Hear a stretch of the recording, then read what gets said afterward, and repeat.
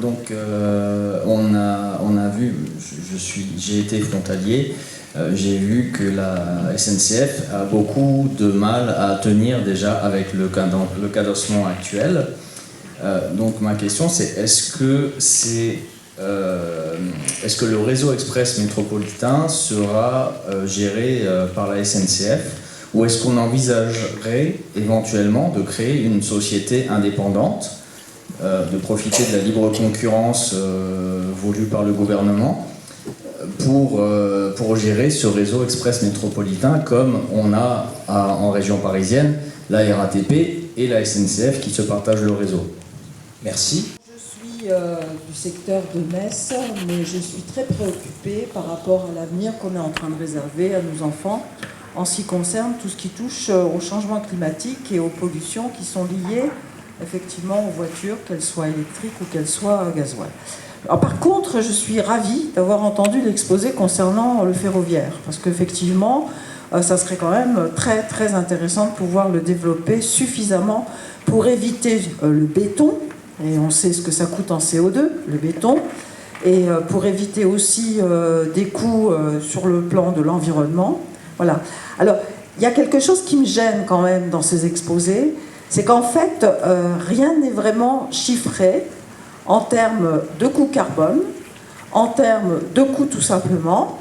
Et quand je vois la différence, alors à la louche, en ce qui concerne le ferroviaire, 250 millions, en ce qui concerne la 31 bis, 2 milliards. Cherchez l'erreur. Voilà. Je signale quand même que la Suisse ne fait plus passer de camions à l'intérieur de son territoire et qu'il y a peut-être d'autres alternatives aussi en ce qui concerne le fret. Donc j'aimerais avoir plus de précision à ces égards-là. Merci de votre attention. Donc la CNDP. Et à l'époque, quand j'avais demandé comment on ferait respecter le fait que les poids lourds seraient interdits sur le viaduc actuel de Thionville, sauf erreur, on m'a dit, écoutez, il y aura le respect de la signalisation à faire adopter. Donc bref, c'était la gendarmerie ou la CRS sur l'autoroute.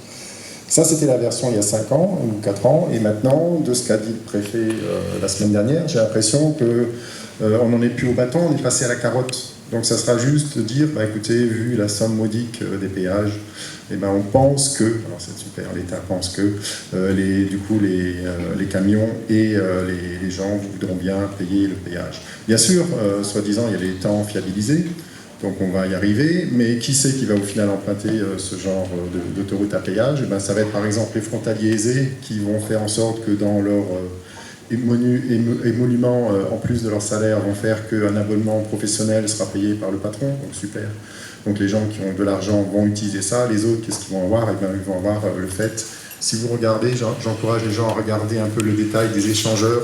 Il faut regarder que les échangeurs, en fait, sont tous prévus pour donner la continuité de la 31 bis payante vers le nord Luxembourg, et que la 31 actuelle, qui sera peut-être un jour plus une autoroute sur Thionville, elle a droit au céder le passage. Donc c'est super quand on va faire une autoroute qui s'ouvre en deux à Richemont, d'ailleurs accélération, chacun choisira son camp, payant, pas payant. Et qu'est-ce qui va se passer aux 2 en 1 au bois de l'Étoile, enfin au rond-point de l'Étoile? Ça va être les payants qui, bien sûr, deuxième aspect de la carotte, auront le droit de passer avant les non-payants. Donc c'est super, en fait, c'est un peu comme dans la société, ça va être des autoroutes à 2 vitesses, il y aura, et d'ailleurs là aussi, au sens figuré et au sens propre et au sens figuré, j'imagine bien que le barreau payant sera avec une vitesse plus rapide que le barreau gratuit. Comme ça, on aura vraiment là aussi la carotte. Alors, moi, j'appelle ça tout ça pour ça. Au cinéma, ça fait un beau film. Dans la réalité, je suis désolé, mais je suis pas preneur du scénario qui est en train d'être développé. Mais pour ce que vous racontez des trains, c'est bien, mais je pense que le temps du train, effectivement, il y avait une réflexion à mener en amont. Quand on dit que maintenant, on a un peu l'excuse de dire Luxembourg est en train d'allonger ses quais, mais c'est aussi parce que les Luxembourgeois ne veulent plus les trains qui n'ont pas le RTMS français, qui donc ont été interdits.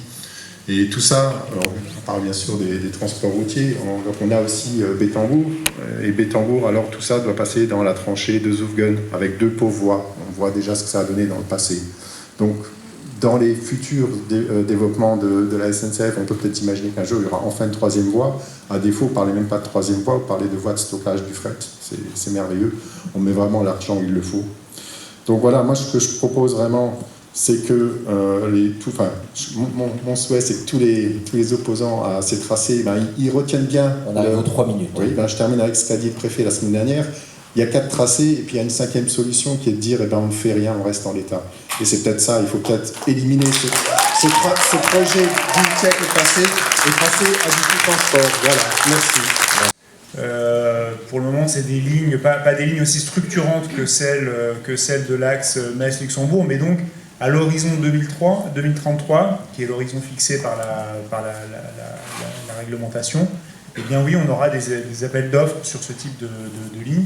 Ce qui ne signifie pas nécessairement que la SNCF ne sera plus l'exploitant, mais par contre, l'exploitant aura été désigné après un appel d'offres. Vous indiquez aussi le fait qu'il y a des difficultés à tenir le cadencement actuel. Bah oui, c'est aussi lié aux infrastructures existantes, au fait que le parc de matériel est tendu. C'est-à-dire que là, on l'a vécu à la suite de la Covid. Hein, il y a eu un retard qui a été pris dans la maintenance des trains. Il y a de la maintenance qui est régulièrement nécessaire, hein, des changements de pièces, etc. Cette maintenance-là n'a pas pu se faire pour des raisons sanitaires qu'on comprend tous. Le fait qu'on ait assez peu de parcs de réserve, du coup, ça a engendré que directement, dès que les rames ont pu être remises en service, on n'a pas fait la maintenance nécessaire, et donc on se retrouve avec moins de rames aujourd'hui, et donc un plan de transport qui est beaucoup plus tendu. Peut-être répondre aussi en partie à madame sur la question du coût carbone. À chaque fois qu'il y aura des études d'impact qui seront nécessaires, évidemment, ces éléments seront pris en compte dans le cadre des évaluations socio-économiques. Tout ça dans le cadre de modèles qui sont assez cadrés, qui sont assez généraux.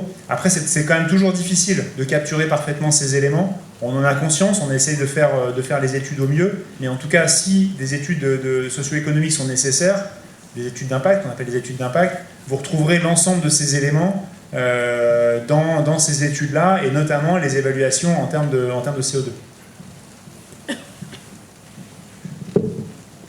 Pour terminer, donc pour reprendre la suite de Julien Becker sur le coût carbone, et donc il y a la comparaison avec le coût de l'investissement. Alors c'est pas exactement comparable. On parle bien sur le secteur nord de la 31, pour le projet A31 bis, d'un coût qui va environ de 500 millions d'euros à 850 millions en fourchette haute, et qui est financé par une mise en concession, donc ça ne correspond pas à des crédits publics. C'est-à-dire qu'on met aujourd'hui la puissance publique, collectivité et État comprises, mettra plus de crédits publics sur l'ensemble des modes de transport par rapport au mode de transport routier. Donc je pense que c'est quand même très important à noter. Ça me permet donc de répondre en partie à la dernière question.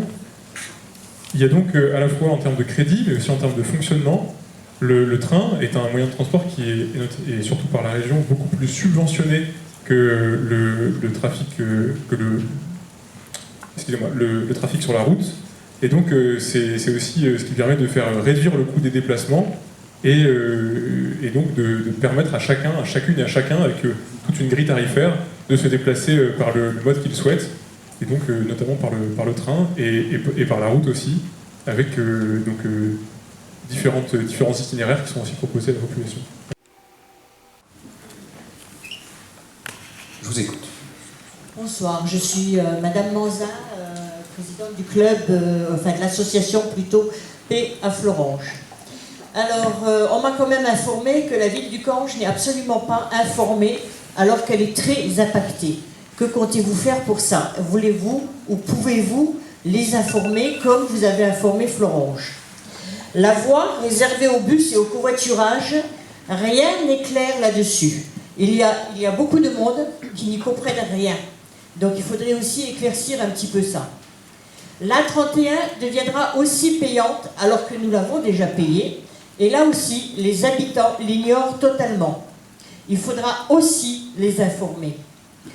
Concernant les parkings de covoiturage, pour les gares, les bus, rien n'est clair non plus. Où en est l'étude? Ces parkings seront-ils construits et surtout seront-ils gratuits? La voie réservée au transport en commun sera-t-elle aussi réservée au covoiturage aux heures de pointe des frontaliers? On a besoin de le savoir aussi. Pour les déplacements en train, il faudrait réouvrir les gares qui ont été fermées, les petites gares. Agencer des places suffisantes pour se garer et surtout mettre plus de bus communaux pour y accéder. Et comment réguler les retards des trains TER, s'il vous plaît? Merci. Merci. On a une prise de parole, on a 5 questions et on va passer à monsieur. Bonjour. Je suis habitant de Florange, 3F5. J'ai une question par rapport à l'enjeu de la mobilité. Actuellement, on parle beaucoup de mobilité parce qu'on veut passer le projet. La mobilité est importante. Mais l'enjeu de la mobilité de l'époque, c'est plus les mêmes objectifs de maintenant. À l'époque, il fallait la mobilité des gens, des biens et des personnes par rapport à l'économie. Et maintenant, par rapport au plan européen, le Green Deal, qui est le plan européen et la loi de rotation de mobilité, créée en 2019, la mobilité, elle n'est plus pareille, c'est plus les mêmes objectifs. Actuellement, le 14 novembre, le ministre du Transport et les ambassadeurs et les acteurs ont eu une notion de la mobilité de demain. La mobilité de demain, c'est plus la même qu'avant. La mobilité de demain, c'est plus pareil. On parle de mobilité pour passer le message, pour passer l'autoroute. Oui, on fait des alternatives. Mais quand on parle des alternatives, le seul but, c'est de ne plus être dépendant de la voiture. La loi de rotation de mobilité, c'est pas être dépendant de la voiture. Avec toutes les alternatives, avec toutes les lois, le plan Green Deal, 1884 milliards d'investissement, la mobilité verte, à quoi ça sert de faire des projets d'autoroute? Parce que l'autoroute, le monde de demain n'est plus pareil. Parce qu'à l'époque, la loi européenne, le plan européen, était parce qu'en 2050, on annonce 2,5 milliards d'habitants. Les villes urbaines augmentent. La population augmente. On ne peut plus pareil. Même si on fait des autoroutes 4 voies, 8 voies, ça ne va rien changer. Et le problème, c'est que les alternatives servent à changer différemment. Que les habitants pensent différemment. Ah, par exemple, vous avez dit que 64% des personnes roulent seules. Et les camions. On connaît les points faibles. Comment encourager les personnes à prendre les transports? On parle de mobilité tous, on parle de transport. Dans toutes les villes de France, quand on parle de la mobilité de demain, on dit tout, le but est baisser l'air, baisser le CO2, baisser la voiture. Parce que là, on parlait de parking, des parkings à Tourville. On sait que la voiture électrique, en Europe, on parle d'interdiction des parkings souterrains à cause des incendies. En Pays-Bas, depuis en France, pas encore, c'est pas interdit. Et bientôt, on parle des ferroviaires. Le problème, le ferroviaire, j'avais dit qu'il y a eu 1,5 milliard de plan ferroviaire et 3 milliards de plan performance avec le Luxembourg. Le plan ferroviaire n'était pas en 2018, c'était en 2016. Il y a eu plusieurs investissements, je n'ai pas tous les détailler, mais c'était fait depuis 2016. Pourquoi lui, j'ai dit qu'elle arrive à la gare, il n'y a pas le plan de 2016 à 2028, voir l'objectif, lui a dit voir le train en retard, le train en retard. Il dit écoutez, donc il dit les SNCF, mais il y a un plan de ferroviaire, il y a un investissement. Il y a ceux qui sont bloqués dans les autoroutes, ils veulent l'autoroute. C'est comme si le gasoil augmente, on dit ouais, l'Ukraine, on s'en fout, mais on a des valeurs humaines, on est solidaires. Mais c'est pour ça que tu as ceux qui connaissent le problème d'alternative, parce que là, j'ai pas beaucoup de temps. Non, parce que, vous arrivez aux 3 minutes. Voilà, mais malheureusement, il y a beaucoup de choses à dire, mais... Vous étiez déjà à la première réunion, je ne doute pas que vous serez à la suivante, donc je vous repasserai la parole aux prochaines réunions, c'est promis. Et on va... L'intervention de monsieur tout à l'heure qui disait que les gens qui ne se permettront pas le péage passeront par nos communes. Il faut savoir que déjà aujourd'hui, nous sommes complètement congestionnés. Un petit exemple, une amie qui habite à 1,5 km, donc à Volmerange, à 1,5 km de la gare, elle met déjà plus d'1 quart d'heure pour arriver à la gare. Mon fils qui donc habitant Échrange, il met déjà une demi-heure, donc il ne prend l'autoroute qu'à Dudelange, donc ne prend pas la 31, il met déjà plus d'une demi-heure pour arriver jusqu'à l'autoroute. Donc il faut savoir que nous sommes complètement congestionnés. Demain, avec le péage, ce sera largement pire. Nous serons complètement asphyxiés. Donc merci de prendre en compte cette problématique, surtout que les gens de notre secteur n'utilisent pas la 31 aux heures de pointe, parce que tout le monde passe va prendre l'autoroute à Dudelange. Nous prenons l'autoroute pour aller sur Thionville. Donc à des heures où il n'y a pas de circulation, donc nous ne profiterons pas, nous n'avons pas besoin de cette fameuse 3e voie aux heures où nous allons y passer. Nous allons devoir payer, mais surtout c'est la congestion, l'asphyxie qui nous que nous subissons déjà aujourd'hui, mais qui va être encore exponentielle dans le futur. De précision sur les voies réservées au covoiturage, y compris également des précisions sur la voie réservée au transport en commun dans le projet. L'état d'avancement des parkings de covoiturage et leur gratuité, et puis des questions plus larges sur comment régler les retards des TER, à quoi sert de construire une autoroute dans le monde de demain, comment inviter les gens à prendre les transports et comment ne pas communiquer, pourquoi ne pas communiquer davantage sur les projets ferroviaires prévus à plus long terme. Je vous repasse la parole, monsieur le sous-préfet. Bien, déjà sur la communication des communes, les communes ont toutes été bien sûr saisies et je ne crois pas que Uckange soit une principauté particulière et que l'information ne lui arrive pas. Mais je redirai au maire, bien sûr, de pouvoir faire passer ça, mais la communication, elle a été la plus large possible. Je ne reviendrai pas sur l'ensemble des flyers qui ont été distribués sur les panneaux à affichage variable de l'autoroute, sur les articles du Républicain Lorrain, sur le classique, je dirais, de l'information. Sur la gratuité des P+R et sur les P+R proprement dit. Les parkings relais, donc. Parking relais, pardon, excusez-moi, oui. Sur ces parkings relais, j'indique que le pôle métropolitain frontalier, donc qui réunit 8 intercommunalités à la fois de Moselle et de Meurthe-et-Moselle, s'est emparé du sujet des parkings relais pour la simple et bonne raison que des questions se sont posées sur leur positionnement. Initialement, il y a quelques années, on se disait qu'il faut les positionner le plus proche possible de la frontière. Et si on les met le plus proche possible de la frontière, le problème c'est qu'on n'exclut aucune circulation routière jusqu'à la frontière. Et ce n'est qu'après que ce parking relais peut faire profiter de ces avantages. Donc en ce moment, le PMF a indiqué, présenté dans les prochaines semaines, mois, il travaille sur une stratégie des P+R. Quant à leur financement, je dirais, le financement, c'est très simple. C'est soit l'usager, soit le contribuable qui paye. Mais il n'y a pas une troisième personne. Donc soit le contribuable par le biais des impôts, et auquel cas on peut obtenir une gratuité, soit l'usager, et auquel cas c'est l'usager qui paye, et la gratuité n'est pas obtenue. Il n'y a pas d'argent gratuit ni pour l'État, ni pour les collectivités.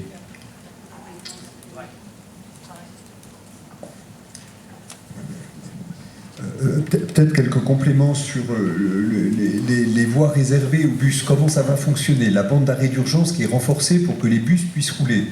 C'est en cas de congestion de l'A31, permettre aux bus de rouler sur la bande d'arrêt d'urgence avec une limitation de vitesse de 70 km/h. Donc l'incitation, effectivement, c'est pas si la circulation est fluide, le bus roulera sur les 3 voies normales. En revanche, en cas de ralentissement, le bus aura le droit de se déporter sur la bande d'arrêt d'urgence et pourra rouler à une vitesse maximale de 70 km/h. On a un système similaire qui est mis en place dans l'agglomération strasbourgeoise, qui est en train d'être mis en place. C'est ce qu'on appelle A351 RN4, enfin maintenant ça a été décentralisé. C'est finalement pour assurer une liaison de bus performante, pour relier Strasbourg à Vasselonne. C'est une liaison pour laquelle il n'existe pas de voie ferroviaire. Il y a une étoile ferroviaire autour de Strasbourg, mais là c'était une liaison et c'est quelque chose qui permet d'assurer une bonne performance. Donc ça a commencé à rentrer en service sur certaines portions et ça fonctionne convenablement. Donc c'est un retour d'expérience qui est positif. Peut-être un mot aussi sur les mobilités de demain et le fait qu'on ne peut pas s'appuyer entièrement sur la voiture. Je dirais on en a pleinement conscience. Mais d'un autre côté, est-ce qu'on peut dire on peut répondre aux difficultés actuelles sans rien faire sur l'infrastructure? À notre sens, la réponse est non. Voilà. Mais c'est clair qu'une réponse qui serait uniquement sur l'infrastructure n'est pas suffisante. Qu'il faut aussi développer des choses sur d'autres moyens de transport. Et donc, vous avez vu, la région fait beaucoup de choses en matière de ferroviaire. Il se passe des choses sur le fluvial. Il y a des choses aussi en matière de services.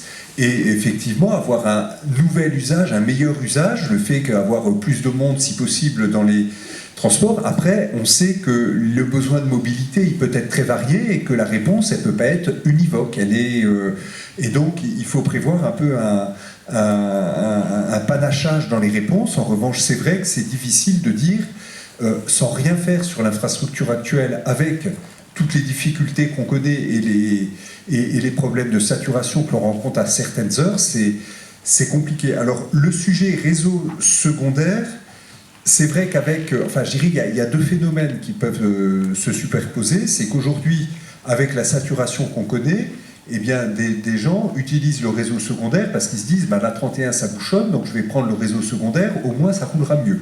Ou éventuellement aussi, parce que par exemple, ils viennent de la vallée de la Fench et que pour aller, ou la vallée de l'Orne, et que pour remonter, rejoindre la 31, on est bien obligé d'emprunter le réseau secondaire. J'élargirai à d'autres travées. Allez-y, ça doit marcher sans rien toucher. Oui.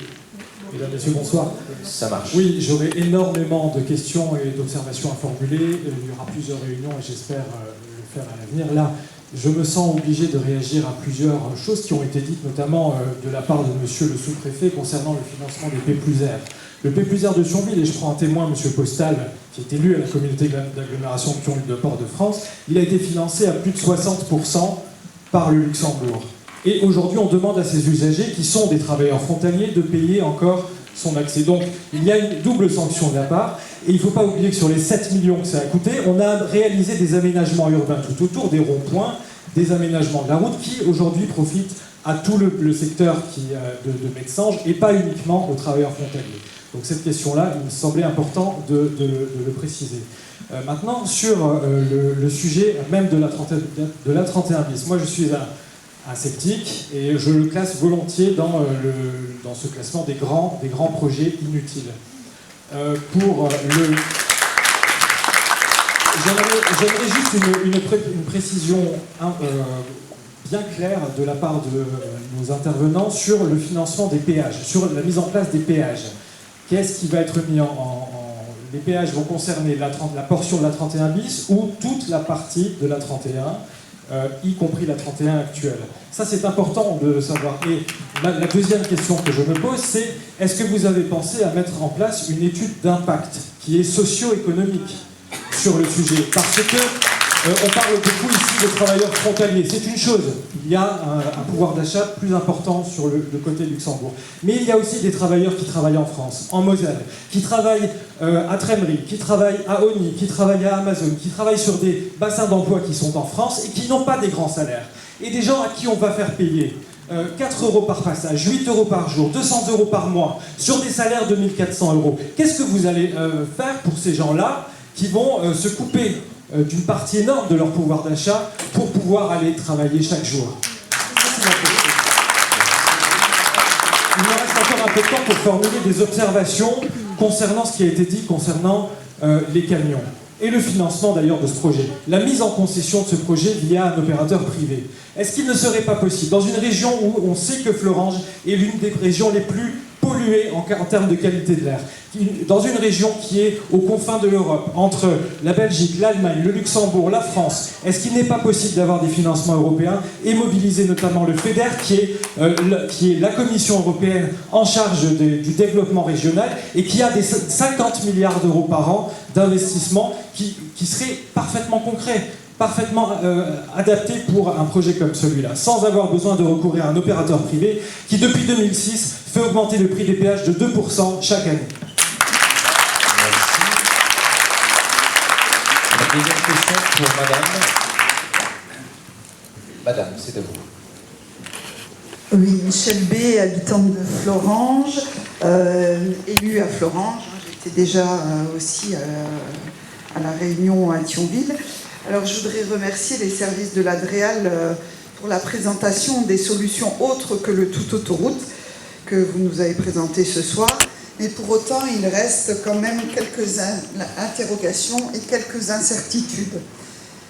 J'ai toujours pas compris, il faudra m'expliquer, comment, même si on va refaire des autoroutes, on va reconstruire des autoroutes, et on arrivera, toutes les autoroutes arriveront, enfin l'autoroute supplémentaire aujourd'hui, arrivera quand même à un nœud où il y a des bouchons aujourd'hui, et demain, comment vous allez m'expliquer qu'avec une nouvelle voie, une nouvelle autoroute, on va limiter les bouchons? Je n'arrive pas à comprendre. Je n'arrive vraiment pas à comprendre comment ça va fluidifier le trafic. On veut fluidifier le trafic, et en fait, plus on mettra de routes, plus on mettra d'autoroutes, plus on incitera les gens à prendre la voiture, et plus il y aura de bouchons. Donc moi je pense très sincèrement qu'il faut mettre l'argent qui est prévu pour la construction de la nouvelle autoroute pour effectivement augmenter tout ce que vous nous avez présenté sur le ferroviaire, le fluvial, etc. Plus on aura d'argent à mettre là-dessus, plus on aura des solutions sur la fluidité, plutôt que de remettre la construction d'une nouvelle autoroute. Alors moi, je ne suis pas contre la troisième voie, bien au contraire, je crois que ça peut apporter une certaine fluidité, mais en tout cas pas la nouvelle autoroute. Donc pour moi, en tout cas, pas d'autoroute, et surtout pas d'autoroute en zone urbaine. Merci. Merci. Donc je représente Lorraine Nature Environnement et je siège au COPIL également. En l'occurrence, j'ai déjà demandé aux deux COPIL précédents qu'on ait des études sur les alternatives. D'accord, je l'ai répété la dernière fois et je le répéterai encore ce soir. Je vais prendre principalement la première alternative qui est celle du transfert sur le fret. Si vous regardez les scénarios Négawatt et les scénarios de l'ADEME, qui est l'organisme national de recherche, de conseil auprès de l'État, des élus et des citoyens aussi, eux, dans leurs scénarios, les stratégies sont quasiment les mêmes. C'est-à-dire l'objectif pour avoir une neutralité carbone en 2050, c'est d'avoir 2 fois plus de voyageurs dans le train que sur les autoroutes. J'aimerais rectifier juste une information qui a été donnée. Dans le cadre de la commission intergouvernementale France-Luxembourg pour le développement de la coopération, sont précisées des actions, et ça a été le cas, ça a été dit lors de l'exposé initial, où on a pu faire rajouter 110 millions d'euros par le Luxembourg, mais c'est un financement à 50-50. Jamais le Luxembourg ne finance au-delà de 50%. En revanche, nous avons réussi dans l'accord du 19 octobre 2021, on a réussi à faire rentrer le centre de maintenance tel qu'il a été présenté par l'intervenant représentant la région, pas les rames, parce que le Luxembourg ne veut pas payer le matériel roulant, mais les parcs relais sont financés, ainsi que, il en a été question, le bus à haut niveau de service, notamment qui devrait relier Thionville, la vallée de la Fensch, jusqu'à Audinty et Esch-sur-Alzette, puisqu'à Esch-sur-Alzette, le Luxembourg a un projet de développement de tramway en site propre, comme le nôtre. Monsieur Danlard ou Monsieur Bouzid pour les autres questions sur le péage notamment, la portion à péage. Alors, les portions à péage, c'est d'une part la portion en tracé neuf et d'autre part la portion au nord de Thionville. Voilà, alors je crois que pour F10, il y a une partie du nord de Richemont jusqu'à la jonction avec le futur tracé neuf qui serait rendu aussi payant. Voilà. Mais sinon, pour F4 et F5, la portion de l'A30 qui sera empruntée par les véhicules qui suivent ne sera pas rendue payante. C'est juste le tracé neuf et donc la partie au nord de Thionville. Étude d'impact, nous n'en sommes pas encore là. Ça sera, je dirais, l'étape suivante de préparer l'étude d'impact. Mais on n'est pas parti de rien. On a notamment, on a fait une étude avec origine-destination pour les trafics, et notamment aussi la propension des gens à payer. Donc, quand on dit tel trafic envisagé sur telle variante en fonction d'un niveau de péage, c'est sur la base de l'étude qui a été faite. En gros, on a demandé à des gens, ben voilà, est-ce que par rapport à un gain de temps, qu'est-ce que vous seriez prêt à payer? Il est vrai qu'il y a un sujet pour les gens qui empruntent l'autoroute à contresens aux heures de pointe. Là, je pense qu'une partie de la solution peut s'imaginer dans une modulation des tarifs qui est possible, hein. C'est-à-dire qu'en gros, dans les heures creuses, avoir un tarif plus bas, et notamment pour les gens, alors parfois on raisonne en heures creuses, là c'est plutôt en fonction du sens, puisque comme il y a un flux très important de frontaliers, c'est vrai que le matin, quand on descend du nord vers le sud, il y a beaucoup moins de monde, et là on peut tout à fait imaginer, mentionner dans le cahier des charges, après c'est le concessionnaire qui fixera les choses, mais de prévoir des offres sur le sujet. Les financements européens, bah, c'est une piste qui a été évoquée à plusieurs reprises, mais non, c'est trop compliqué de voir, même pour le ferroviaire, où je dirais on aimerait parfois avoir des financements européens, bah, on voit que c'est pas toujours simple d'en mobiliser. Voilà.